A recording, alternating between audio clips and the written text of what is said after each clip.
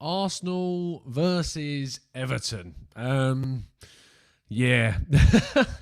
Every time I do one of these previews, it would be nice to think there is a chance, just a slim one, that we might actually see kind of Arsenal win. That would be nice, wouldn't it? That would be really... That would be desirable, that we could think ahead and think that Arsenal might win one of these games. But that is ultimately not what we have come to expect at Arsenal. And so we go into this game with reservations, with questions and queries as to whether Arsenal can do it. So let's crack on and look ahead to Arsenal's trip to Everton.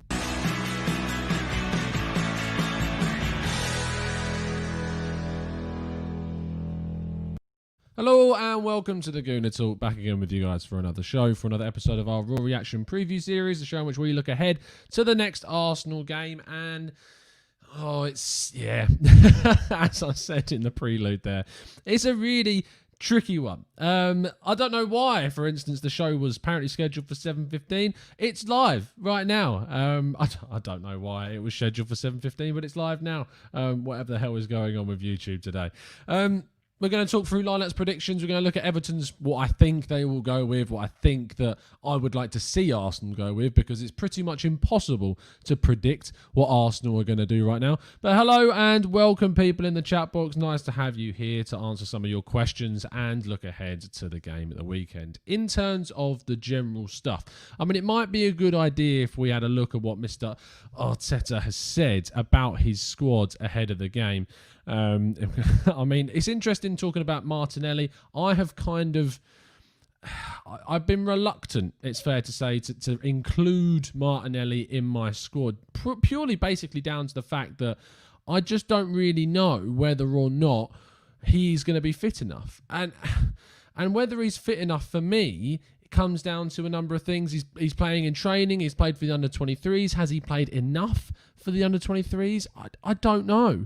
And it's really hard for me to make a judgment on that. I've been very coy. I've been very, apprehensive, I suppose, about the possibility of Martinelli playing. But we'll try and get...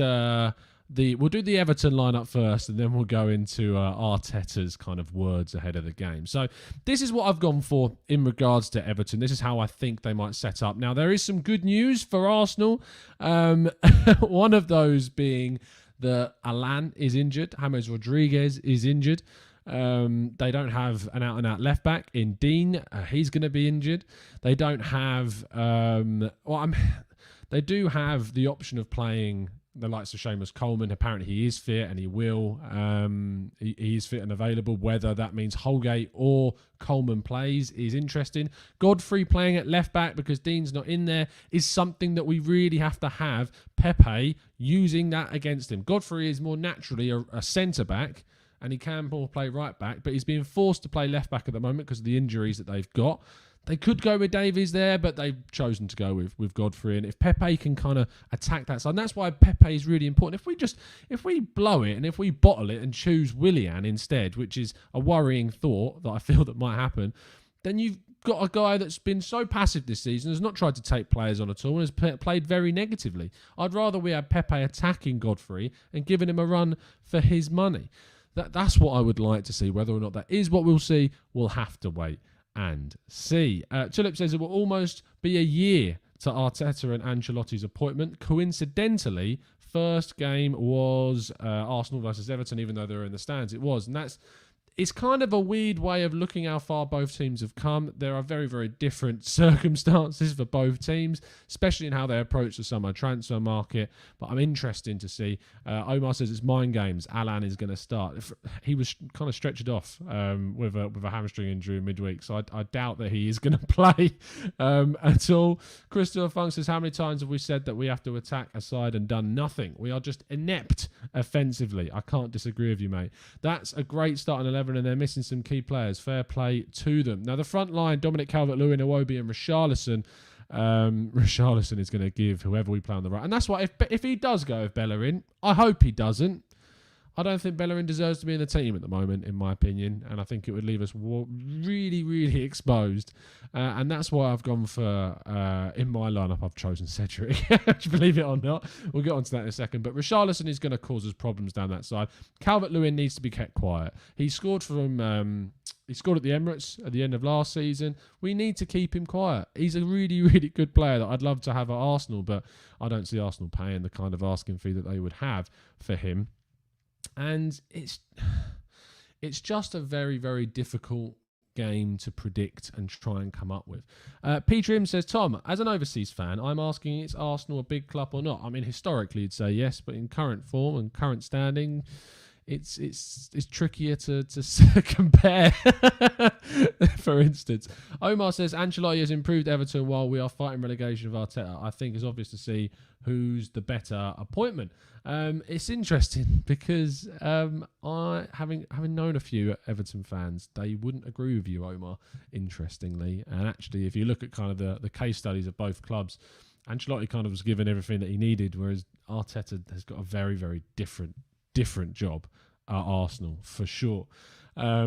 So let's have a look what I've picked for for us.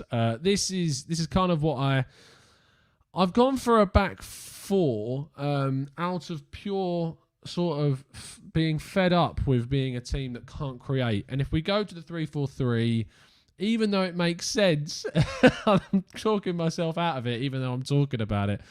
I just want to see a little bit more guile about us. And also, I look at that Everton backline and there are areas that could be exploited like Godfrey. It depends on Seamus Coleman or Holgate. They could have a case where they have 4 centre-backs instead of full-backs. So if that is the case, then having as many attacking players as possible is something that should help us. Emile Smith-Rowe is a must. Is a must. We have no other creativity in the middle. He is our only creative-minded player in a central area that is available. I don't get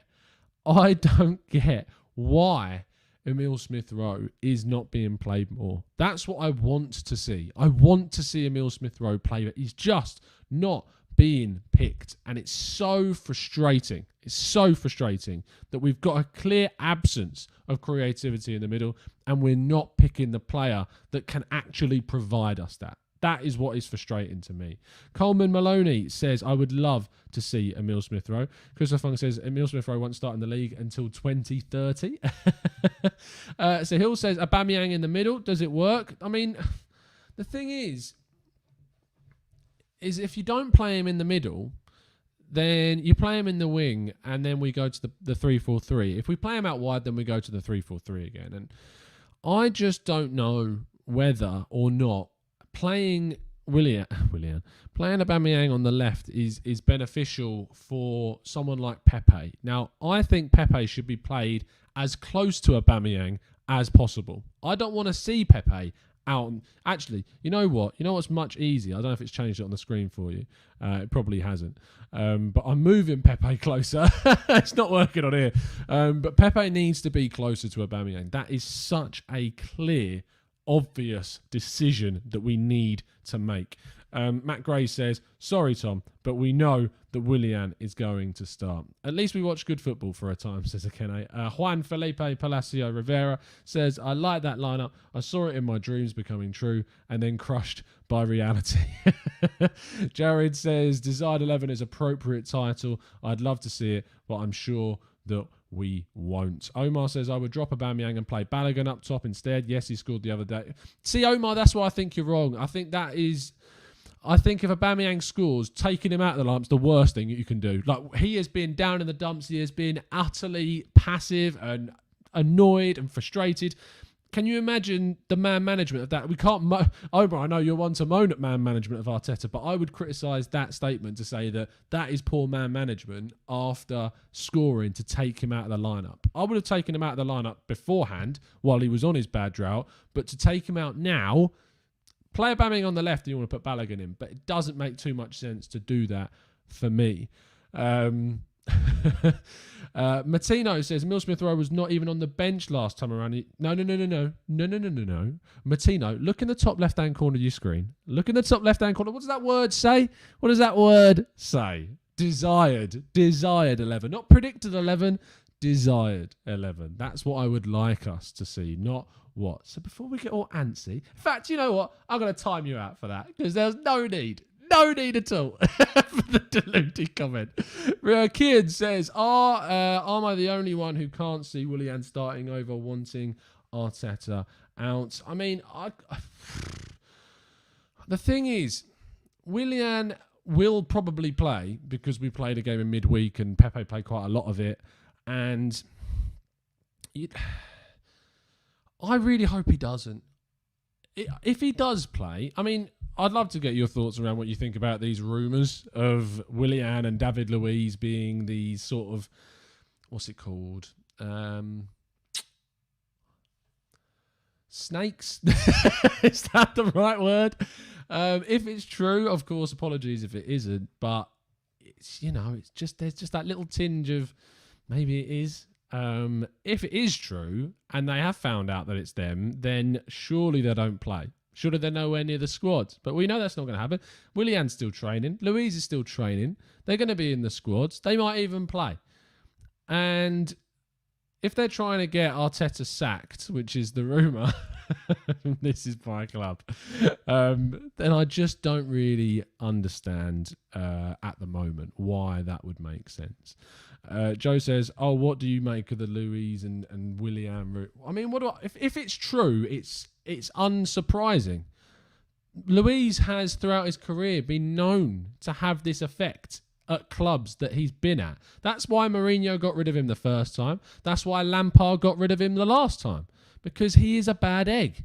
He might be influential in the dressing room. He might be good for the youngsters. But when things aren't going well, he is an infectious character that whatever his will typically happens. Now, I don't think he's going to get as much luck at Arsenal with that type of thought process as he did with Chelsea. But I just don't really understand. I mean, especially considering that supposedly Willian was wanted by Arteta. So for him to then try and get the guy out, it doesn't make any sense in my mind. It doesn't make any sense, to be honest.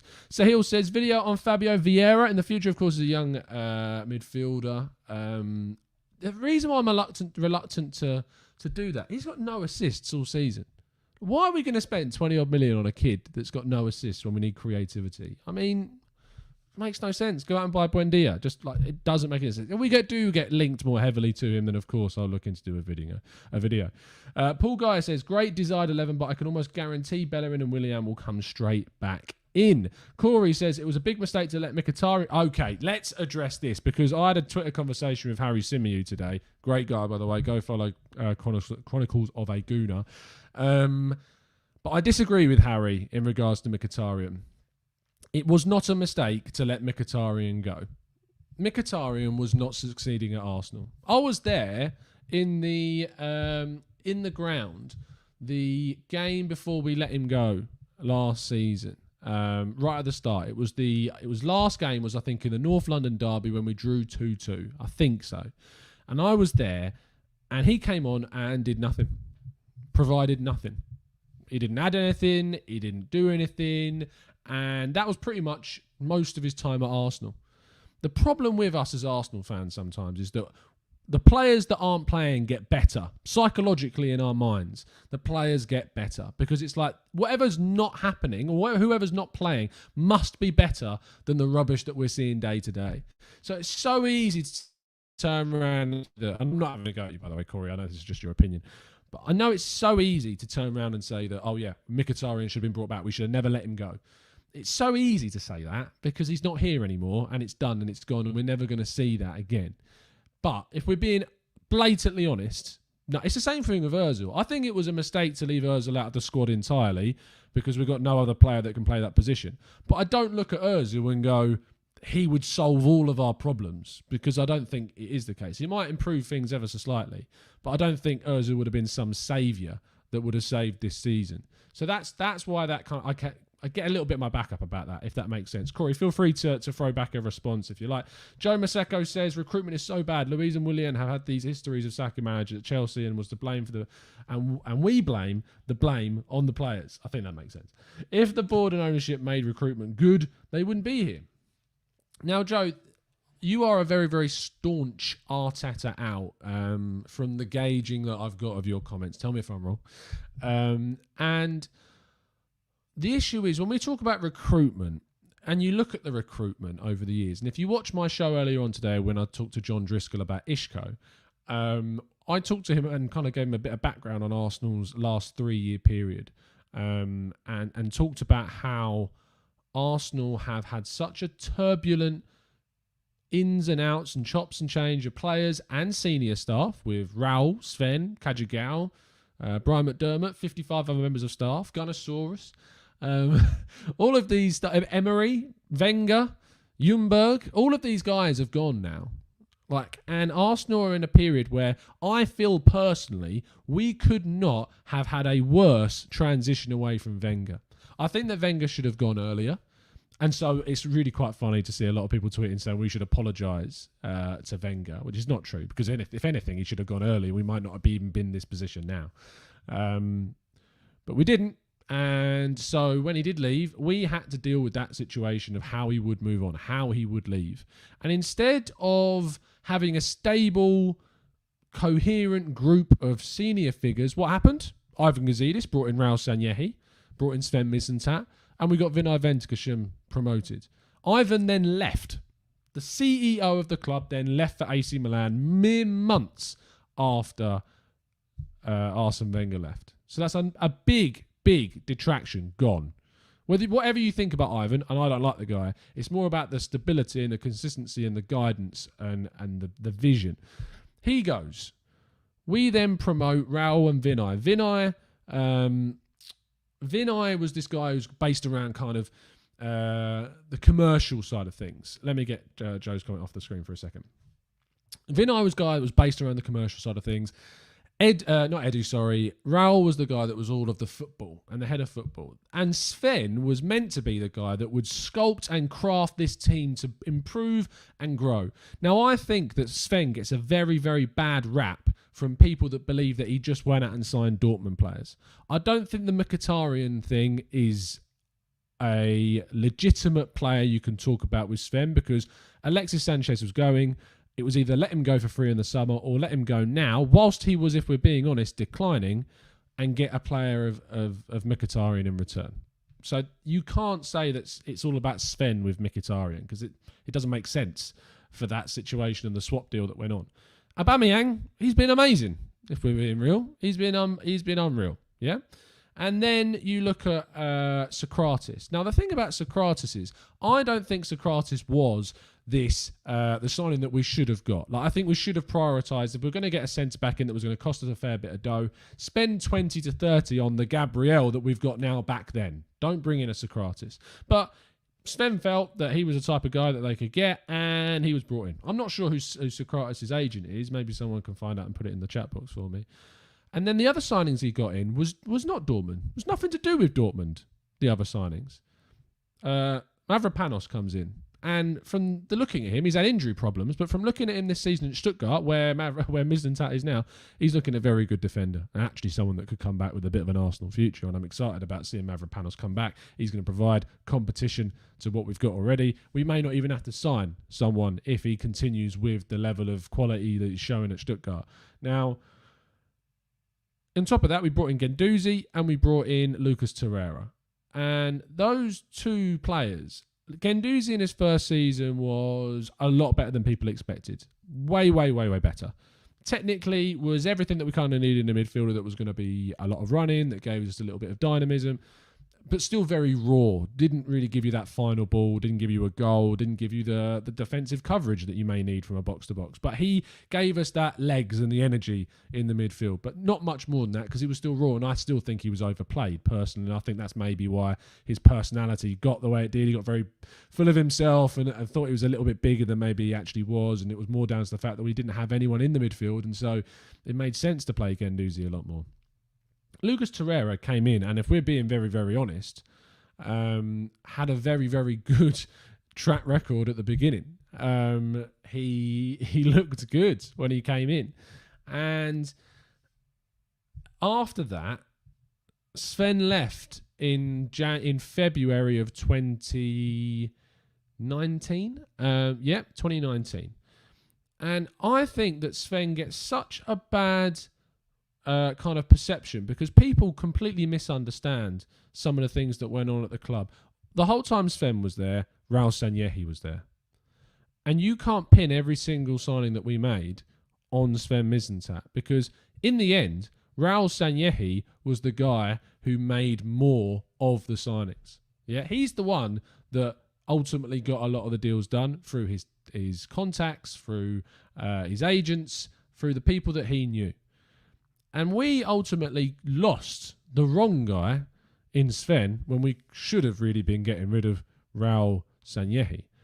And that's what's really, really annoying. Rydal says Mavropanos has played less than 30% of Stuttgart. Yes, because he's been injured, Rydal. Get your facts straight. And in terms of Sven Mislintat, he, for me, when you look at the job that he's doing now at Stuttgart by bringing in, the name escapes me again, he joined from Paris FC. I think he's Congolese, maybe. And he's an excellent forward, young guy, 21 years old. Wama Tiguta, I think. I might be wrong. Someone have to tell me in the chat box.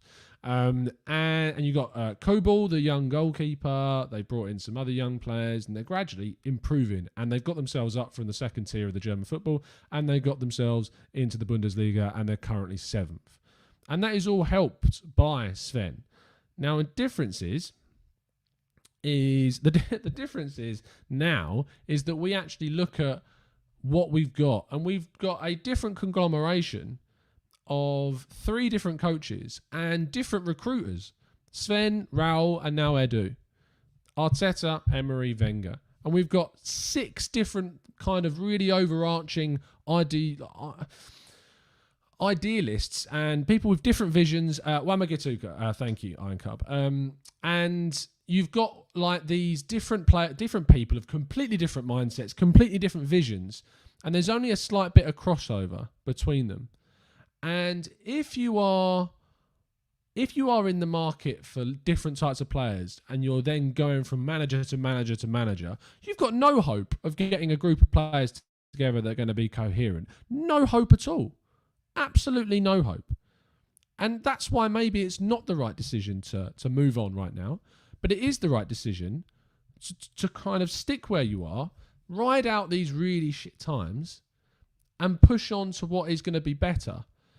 It is going to be a case of we need the short term to turn around. If Arsenal can pick up a couple of wins in the next 3 games, which sounds unbelievably optimistic, I know.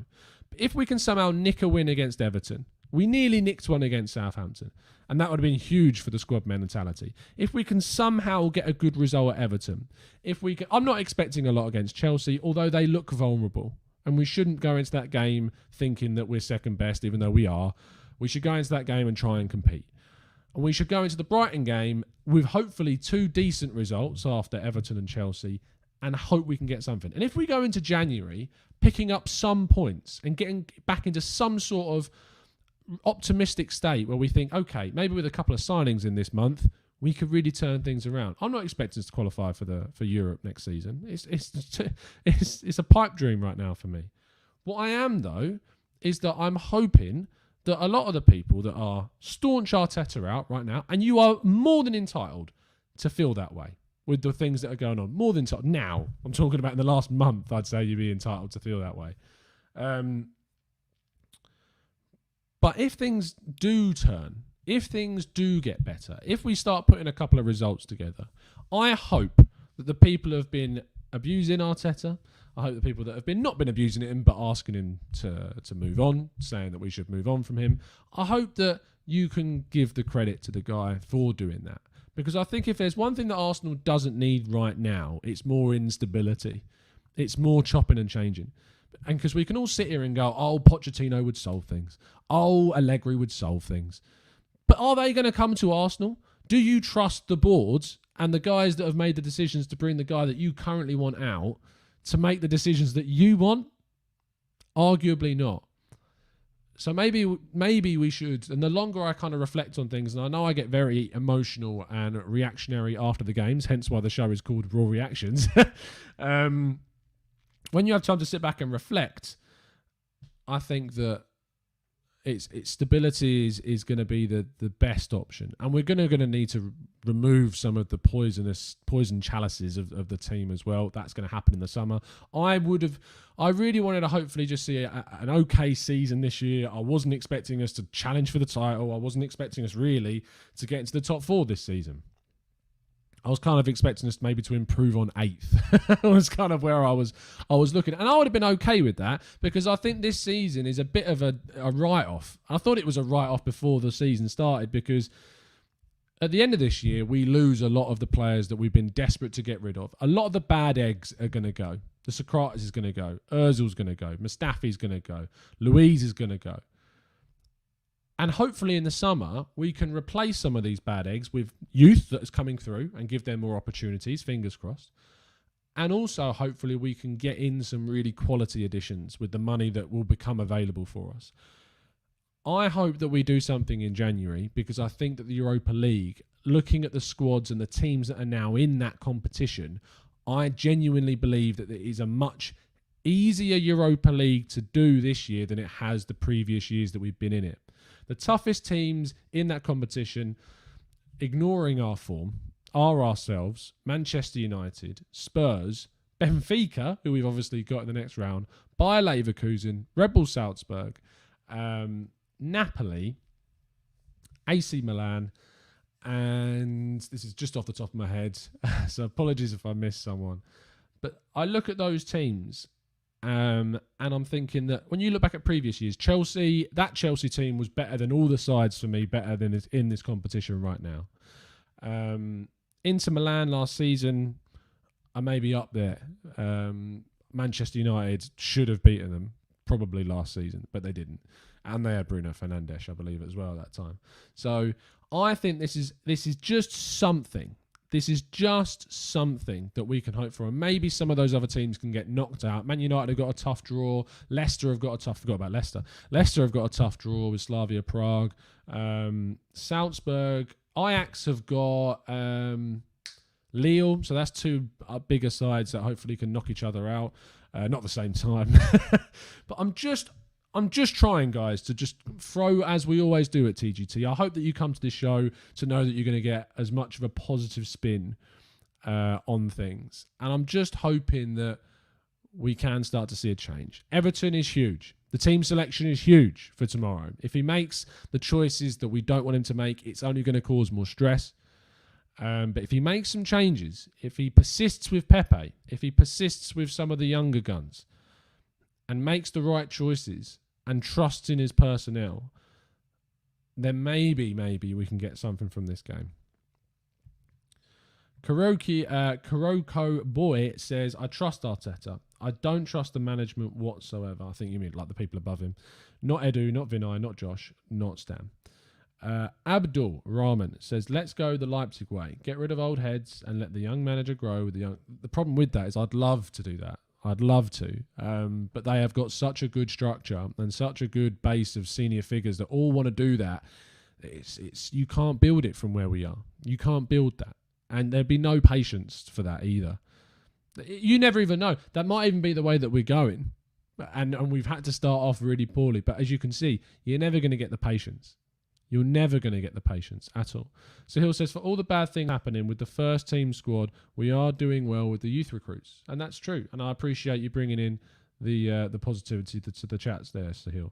Alex says, I'm slightly concerned about new players coming in a sense that I don't want their positive mindset falling to that at the level of the Xhaka, Bellerin, Ozil. Promote youth and sell these guys first. Alex, I'm 100% in agreement with you. I think we need to look at who can we get out as well in January. That's important. If we can move on players like Kolasinac, Socrates, Mustafi, even though they're going to be going for free in the summer, even if it means selling them for nothing, just say, you want Socrates now? Great, take him. Take him. You want Ozil? Take him. You want Mustafi? Take him. I don't care if we don't get a transfer fee for those guys because it saves us on wages for the rest of the season and they're gone and they're done. And if the club don't move to do something like that, that is a issue. That is a mistake. If the club don't look to get Socrates out now, get Ozil out now, get Mustafi out now, they are making an error. They are making a mistake because you are wasting more money and you are wasting the opportunity to let other players flourish and get their more positive mindset into the team. So that is what they must do this January. They must focus on getting as many. Even if I wouldn't mind, I'd like us to bring someone in. I'd love us to bring someone in creative. I really would. But if you told me that this January Arsenal aren't going to sign anyone, but what they are going to do is they are going to sell or let leave Socrates, Mustafi, Ozil, even get a permanent deal for Guendouzi for all I care. You're going to sell, who else is going to go? Louise is going to go. Who else is going to be sold? And to be honest, if you get rid of like the likes of Louise and Socrates and Mustafi, that might enable Saliba to be pushed up. He's probably going to go out on loan. We know that. But if we're going to lose those players now, maybe we can get Saliba into the squad a bit more. Maybe we can get him playing a bit more. Chambers is coming back from injury as well, which is also a positive sign. Omar, you say no one will want them. You would be surprised. If you're letting these guys go for free, they will go. They will be wanted. There are teams with injury problems. There are teams with lacking squads. There are teams that didn't think they would be in the position they are now, like ourselves, at the start of the season. Opportunities that were not available for these players to leave in the summer will become available now. I guarantee you. We need to do that. We need to do it. It is, and if someone comes in for Xhaka, Yannick, if someone comes in for Xhaka with a bid of 10 million quid, I take it. 100%. 100,000,000%. Get out the rotters, keep the hopeful ones, and bring in some quality. That it's almost like, what is it? What's Boris's? I can't stand the guy. What's Boris's slogan? Stay inside, wash your hands, protect the NHS. It's not that, is it? Keep your distance, stay alert. I mean, how many slogans have we had now? We've had about 50. You could probably put together a Christmas song with the amount of slogans that the current government have put in place for us. But if we're looking at a slogan for Arsenal, it should be get out the rotters, keep the hopeful ones, and sign quality. That's what it is. We should get some hashtags going for Arsenal. Get out the rotters. Hashtag get out the rotters. Hashtag keep the hopeful ones. Hashtag bring in some quality. Because it is just a joke how inorganised we are. This has gone, this preview, for 31 minutes on Everton, and we've ended up talking about complete other stuff. Now, thankfully for you guys, typically we would have a Let's Talk Arsenal show on a Friday at 5. It's my other half's sister's birthday today, so we're doing like a Zoom call thing because we can't meet, obviously, which means I can't do that. But I have hopefully given you a little bit of extra chat today ahead of the game tomorrow. The game is at 5:30. And so we won't be able to do sort of a Let's Talk Arsenal. We may have to do a Let's Talk Arsenal mid-afternoon or maybe in the evening. But today there won't be a Let's Talk Arsenal show, but there will be one before the typical Tuesday show. You did have an extra one on Monday with Johnny, to be fair. But I hope you've enjoyed today's show. I hope we've got some rants out. I hope we've got some of your thoughts in. And I hope we can think positively ahead of the game. Now, before we wrap up, let's get those predictions, people, into the chat box. What are we thinking? Let's turn some positivity around. Come on, guys. Let's think optimistically about the game at the weekend. I'm going to go for a 2-1 win. Imagine that, Arsenal scoring 2 goals. What am I smoking? But we need some positivity, guys. We really, really do. And I'm hoping that we can turn things around. I can guarantee some of our characters won't provide that in the chat, but I'm hoping that some of us can give us some more positive predictions ahead of the game. Wilson says Everton 2, Arsenal 2. I'll take it, Wilson. I'll take a point. I'll take it. RY says 2-1 Arsenal. Yes, RY. Yannick Max says 3-1 to Arsenal. Yes, Yannick. You said 3-1 to Arsenal. That's what I read anyway. 3-1 to Arsenal, Yannick. Yes, I'm loving your positivity, mate. Jared Carver says 2-2 up the Arsenal. Jermaine says 2-2. Rin Adler says 3-1 Arsenal. Yes, Rin. Russ Morgan says 2-0 Arsenal. Yes, Russ. Loving your positivity, son. Omar says 3-1 Arsenal. Yes, Omar. I'm loving that positivity, mate. Zed Tom says 2-1 Arsenal. Well done, mate. Good stuff. Football and Funny Videos says Arsenal 3, Everton 1. Yes, mate. Fantastic stuff. Show love. Hit the like button. Thank you, GP. Much appreciated. Alex McCarthy says a 1-1 draw to Arsenal. Fantastic positivity there, Alex. I'm loving that, mate. Absolutely loving it. Juan Felipe Palacio Rivera says 1-0 to the Arsenal. Fantastic stuff. Rahul says 3-0 to the Arsenal. This is brilliant. Joseph Maseko says Arsenal 2, Everton 1. We're starting to score from open play at least. Yes, love that positivity, mate. Fantastic. Chris says win 2-1. And if we do win, I'll be back to being nice, Chris. But thank you, mate. I appreciate the fact that you think we're going to win. Really, really good. Abdul says a prediction of no red card. Could there be any other greater positivity in Arsenal right now? Yes, Tulip. I'll stick with 3-2 Arsenal. Aubameyang to get the brace. I didn't see one negative result prediction in that. I just saw complete Arsenal wins. Positivity. I'm loving it, you guys. Drop a like on the video. I'll see you again very, very soon. And as always, up the Arsenal.